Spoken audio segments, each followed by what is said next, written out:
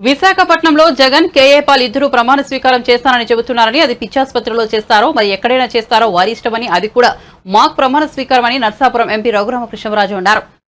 అంబేద్కర్ కోనసీమ జిల్లా రావులపాలెంలో తెలుగు యువత జిల్లా అధ్యక్షుడు చిలువూరి సతీష్ రాజు ఆధ్వర్యంలో కార్యకర్తలు నాయకులు ఘనస్వాగతం పలికారు.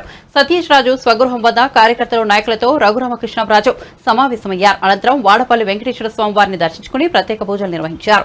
ఆత్రేయపురంలో మండల తెలుగుదేశం పార్టీ అధ్యక్షుడు ముదునూరు వెంకటరాజు నివాసం వద్ద ఏర్పాటు చేసిన విలేకరుల సమావేశంలో రఘురామకృష్ణరాజు మాట్లాడుతూ త్వరలోనే రాష్ట్ర ముఖ్యమంత్రిగా అమరావతిలో చంద్రబాబు నాయుడు ప్రమాణ స్వీకారం చేస్తారన్నారు.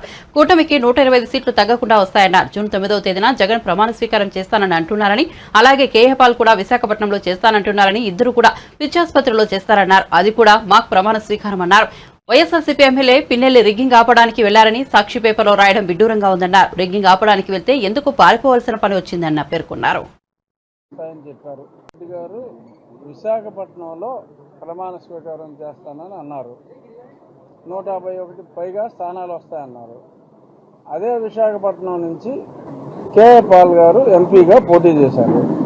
ఆయన నాకు 10 లక్షల ఓట్లు, 15 లక్షలకు గాను 10 లక్షల ఓట్లు పోలేనివి.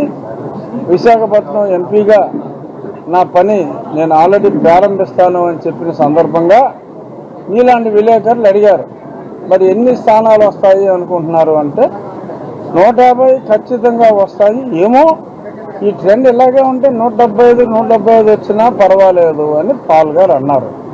పాల్ గారికి ఏదైతే 175 అన్నారో జగన్మోహన్ రెడ్డి గారికి తరఫున బొత్స సత్యనారాయణ గారు కూడా 175 వస్తాయని చెప్పారు.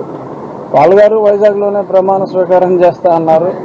జగన్ గారు వైజాగ్లోనే ప్రమాణ స్వీకారం చేస్తానంటున్నారు. సో ఈ రెండు విడివిడి వార్తలు మీరు కలిపి మీరే చదువుకోండి, దాన్ని బట్టి మీరు అర్థం చేసుకోండి.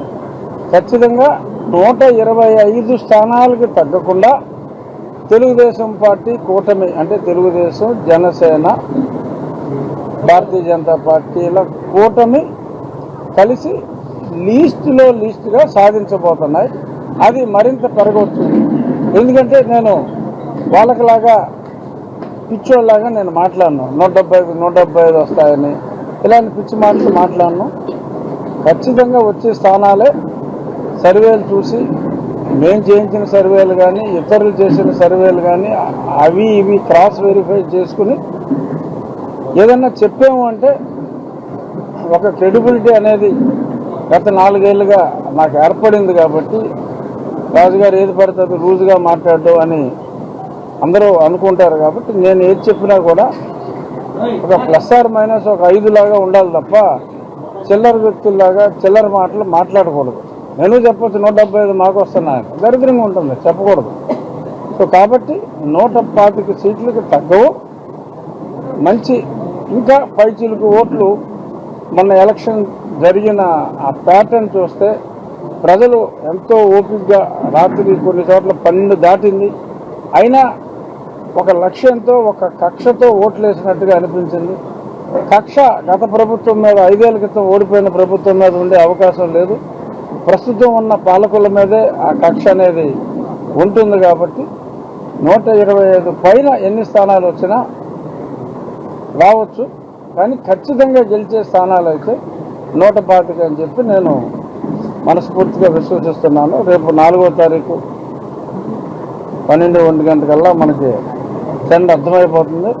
పాల్ గారు కానీ జగన్ గారు కానీ మరి విశాఖపట్నంలో మెంటల్ హాస్పిటల్లో చేసుకుంటారా, ఇంకెక్కడైనా ప్రమాణ స్వీకారం చేస్తారో వాళ్ళ ఇష్టం. ఎందుకంటే వాళ్ళు చేసేది మాక్ ప్రమాణ స్వీకారం. కాబట్టి మేము చంద్రబాబు నాయుడు గారు అమరావతిలోనే ప్రమాణ స్వీకారం చేస్తారు. అది 9 లేకపోతే ఒక రోజు ముందో ఒక రోజు తర్వాత అనేది ఆయన నక్షత్రం బట్టి ఆయన జ్యోతిష్యులు ఆర్ సిద్ధాంతులు చెప్పిన దాన్ని బట్టి ఆధారపడి ఉంటుంది.